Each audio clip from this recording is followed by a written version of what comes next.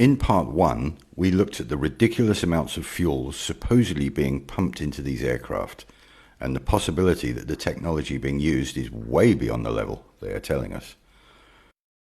To those who obviously misunderstood part 1, I need to clarify. The airlines claim that fuel constitutes 50% of our ticket cost. I'm not saying that fuel is not being used. What I'm saying is that it's a fraction of what we're being charged for and a minor part of flight technology. Come on guys, don't hang around. We alone are responsible for 90% of the thrust. As stated in part 1, we have the engine manufacturers themselves saying that 90% of the thrust comes from the compressed bypass air and not from the combustion chamber. That's not me saying that. It's the people who design and make these jet engines. So it must be true, right? Yes and no. Let's get into it. To make sense of all this, we have to embrace the idea of the ether. The ether was a totally accepted element in the past.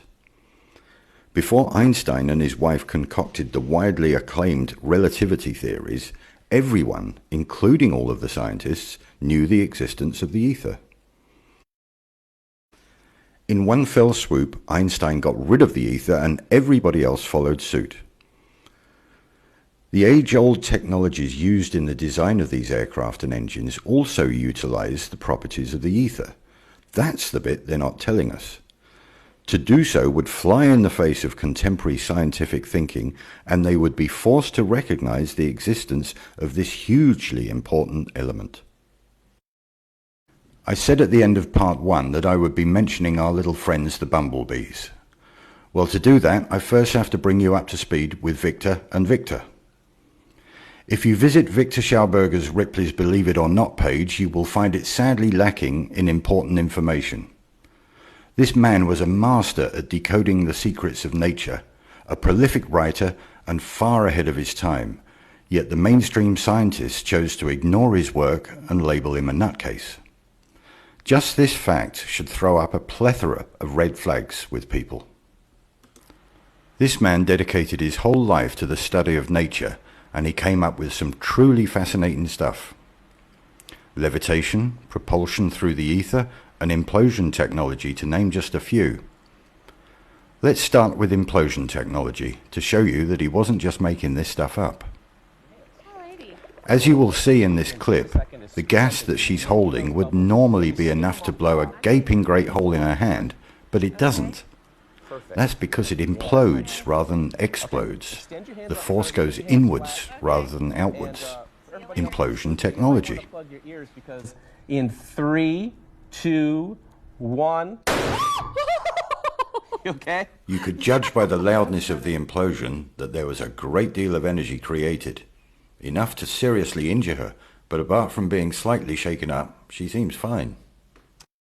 Victor's main body of work was with water, but he postulated and demonstrated that this technology works just as well in other mediums, one of them being air, or the ether. Air is our medium, water is for the fish, but the two are intrinsically locked together because both mediums behave the same way when coerced. I highly recommend watching the links for Victor's work in the show notes. These patterns and properties are used throughout nature, in the environment, in trees and shrubs, in flowers, and in animals. Basically, the whole of nature conforms to these rules, and Victor figured it out.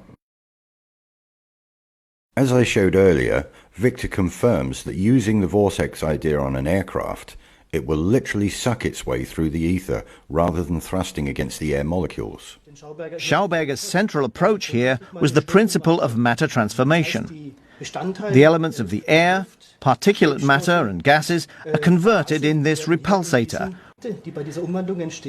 One part escapes through the ring rotator, and the radiation energy, Schauberger talks about synthesis electricity, is emitted through the central axis. The repulsin creates a biological vacuum along the axis in front of it, into which the aeroplane is sucked.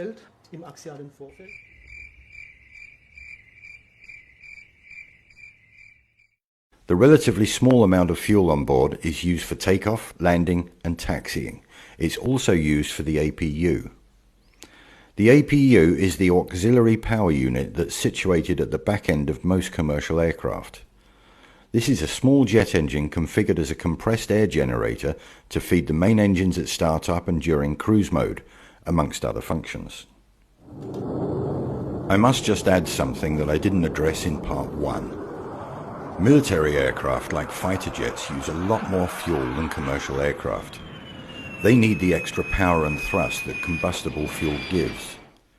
In cruise mode, a commercial airliner does not need the extra power as its forward motion is sufficient to suck enough air into the engine. Just a little observation here.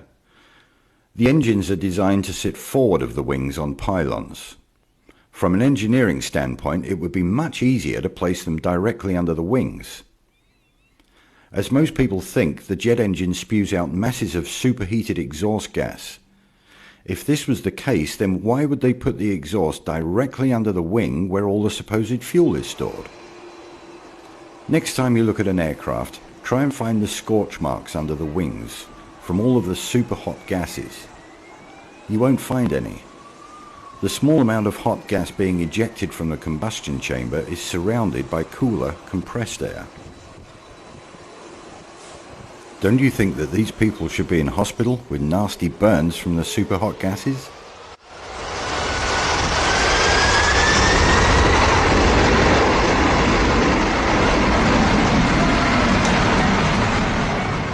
Before we leave Victor number 1, let's look at his vortex principles at work in real time.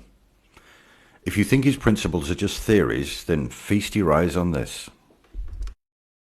Like the jet engine, the Garuda San Giovanni route needs a small force to start it, but then impels itself infinitely using the medium around it, in this case water.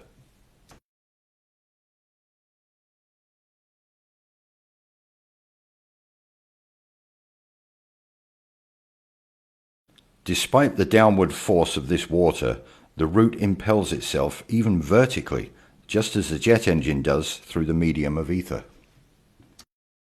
There is much more to talk about with Victor Schauberger's vortex principles and how the aircraft manufacturers utilize the natural forces of nature to assist flight, but I don't want this video to be too long.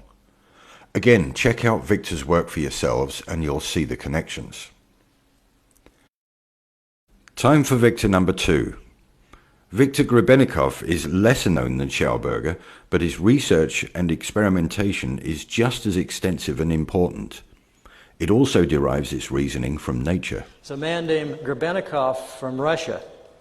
Grebennikov was kind of a non-conventional scientist. He was an entomologist, did a lot of work with bugs, entomology.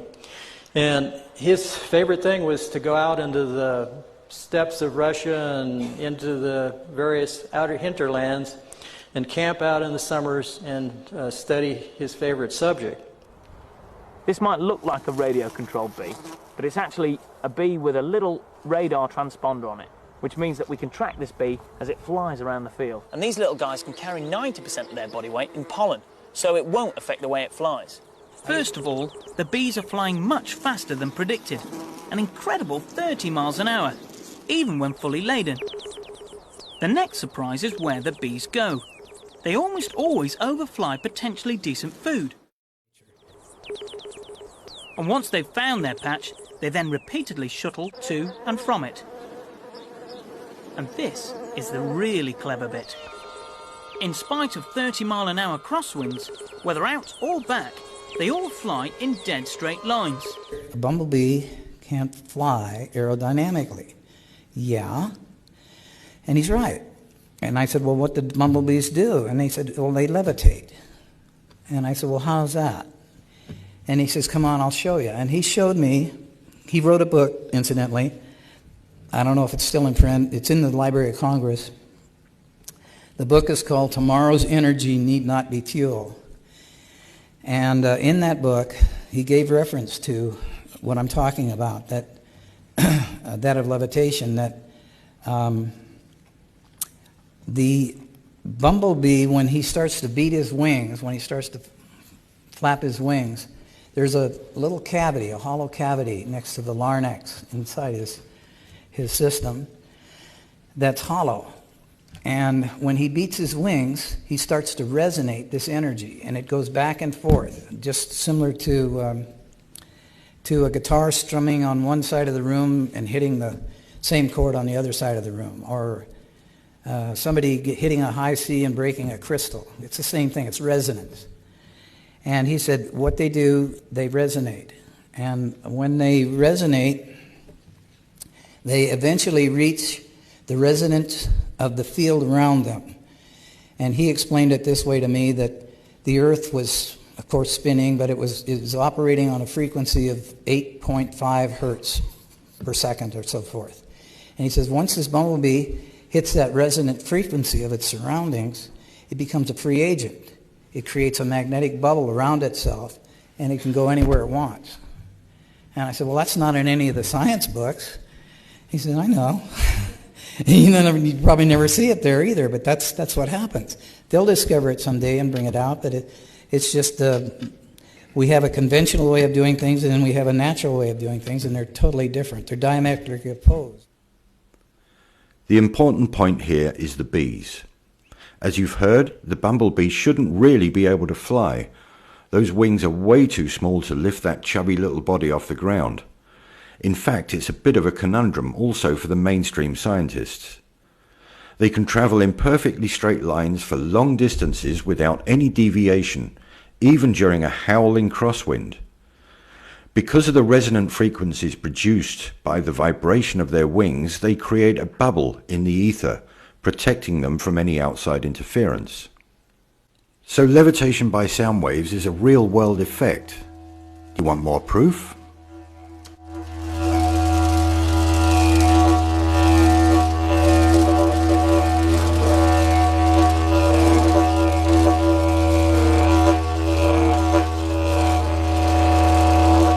That the bug wings themselves were creating an anti-gravity phenomena under certain conditions. These technologies are known and used in modern-day aircraft manufacture. The vortexes being produced are helping the lift properties of the aircraft. This is why the engines are forward of the wings. If they were underneath the wings, then the vortex wouldn't do its job. It has to flow over and not under the wing. Next time you fly, try to listen to the hum of the engines.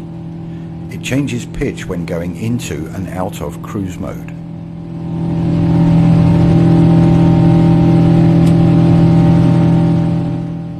Just pure speculation here, but there are large cavities in the wings, which are tested with compressed air and not liquids, by the way, and the engines produce a distinct hum, just like the bees do.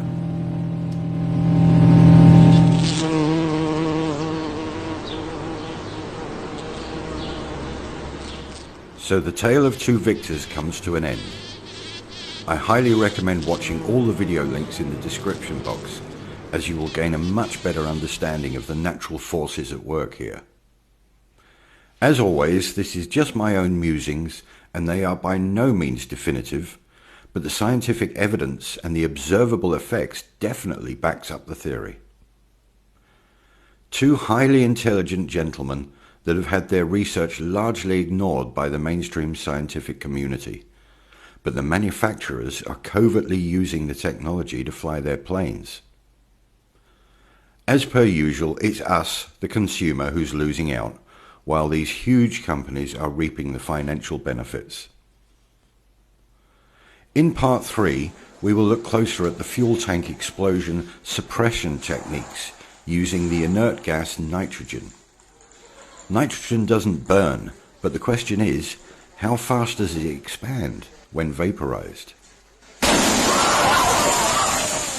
Stay tuned and see you in part 3. Thank you for watching.